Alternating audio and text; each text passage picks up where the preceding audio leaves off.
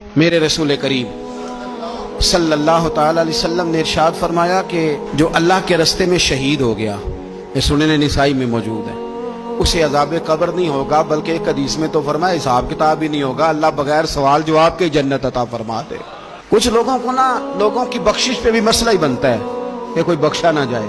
اور ایک صاحب کہہ رہے تھے جی یہ کیا معاملہ ہے کہ جمعے کو بندہ مر گیا یا فلانا ہو گیا تو اس سے حساب کتاب نہیں ہوگا، اتنے بڑے جرم لوگوں نے کی، اتنے پاپ، اور جمعے کو مر گیا تو بخشا جائے گا۔ تو میں نے کہا جرموں کا بھی اسے حساب اللہ لے لے گا،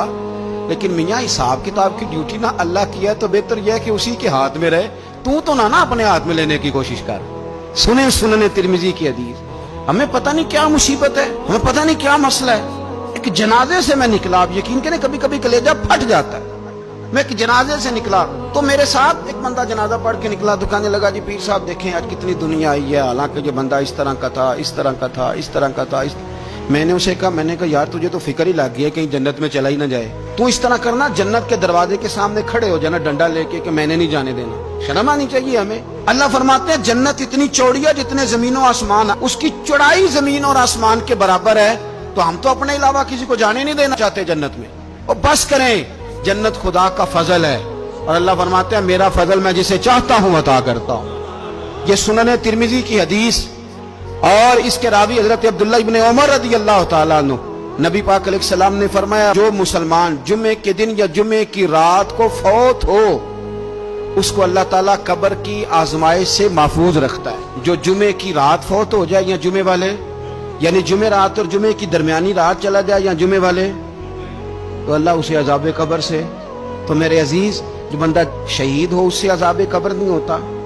جو آدمی جمعے کے دن یا جمعے کی رات چلا جائے اسے بھی عذاب قبر نہیں ہوتا۔ اور میرے رسول کریم صلی اللہ تعالی علیہ وسلم نے فرمایا جو بندہ ایک دن اور ایک رات، یہ حدیث صحیح مسلم میں، سنن ترمذی میں، مصنف عبدالرزاق میں موجود ہے، ایک دن اور ایک رات اللہ کی رضا کے لیے اسلامی سرحد پہ پہرا دے۔ میں اور آپ سوئے ہوئے ہیں، لیکن وہ لوگ جو فوجی بارڈروں پہ کھڑے ہیں، دیکھو مدینے والے محبوب کس کس پہ کرم فرماتے ہیں۔ ساری عمر نہیں، 24-25 سال کی سروس نہیں، فرمایا ایک دن اور ایک رات اللہ کی رضا کے لیے جو اسلامی سرحد پر پہرا دے، مسلمانوں کو کافروں سے بچائے، رب اسے عذاب قبر نہیں دے گا، اسے اللہ تعالیٰ اپنے فضل سے معاف فرما دے گا۔ ایک رات اور ایک،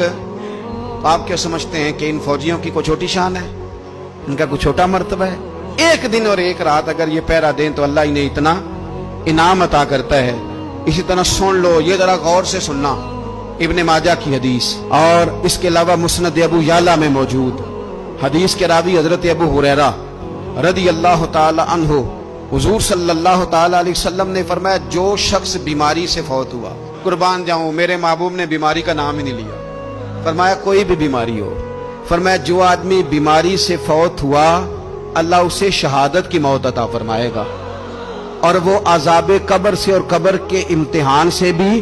محفوظ رہے گا، اور حضور فرماتے ہیں اس کو صبح اور شام جنت کے باغوں میں سے رزق دیا جائے گا۔ جو کسی بھی بیماری سے مرا، یہ لوگ بیماری سے مر رہے ہیں تو لوگوں نے اچھوت سمجھ رہے ہیں، اچھوت، یہ اچھوت نہیں ہے، اس لیے کہ لوارث نہیں، یہ خدا رسول کے ماننے والے ہیں،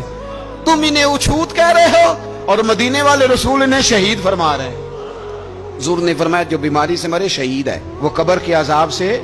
محفوظ رہے گا اور جنت کے باغوں میں سے اللہ رزق دے گا۔ لوگ کہتے ہیں دیکھو جی بڑا تانگ ہو کے دنیا سے گیا ہے، تو اس بندے کو بھی عذاب قبر نہیں ہوتا۔ اسی طرح جو بندہ سورہ ملک پڑھتا ہے، سنن ترمذی میں حضرت ابن عباس سے روایت ہے کہ حضور صلی اللہ علیہ وسلم کے ایک صحابی نے ایک جگہ خیمہ لگایا تو وہاں سورہ ملک پڑھنے کی آواز آتی، کوئی بندہ پڑھنے والا نظر نہیں آتا تھا۔ جب حضور کی بارگاہ میں عرض کیا تو فرمایا وہاں قبر تھی اور قبر کے اندر بیٹھ کے میرا صحابی سورہ ملک کی تلاوت کر رہا۔ اگر ہمیں خسرہ نمبر یاد ہو جاتا ہے نا اپنی جگہ کا، اور ہمیں پتہ ہوتا ہے کہ میرے والا حصہ کتنے کروڑ کا ہے، اگر ساری کہانیاں ہمیں یاد ہوتی ہیں تو سورہ ملک بھی ہمیں یاد ہو سکتی ہے۔ موبائل پہ اس کو ریکارڈ کر لیں، پھر اس کو سنیں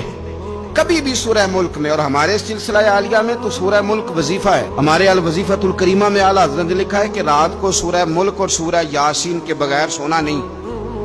سورہ ملک اتنی شاندار سورت ہے کہ نبی پاک صلی اللہ علیہ وسلم نے فرمایا یہ قیامت کے دن اللہ کی بارگاہ میں ناز سے جھگڑا کرے گی اور کہے گی اے اللہ یا تو میرے پڑھنے والے کو جنت عطا فرما یا مجھے قرآن پاک سے علیحدہ کر دے۔ تو رب کریم پھر اپنے فضل سے پڑھنے والے کو جنت عطا کرے گا۔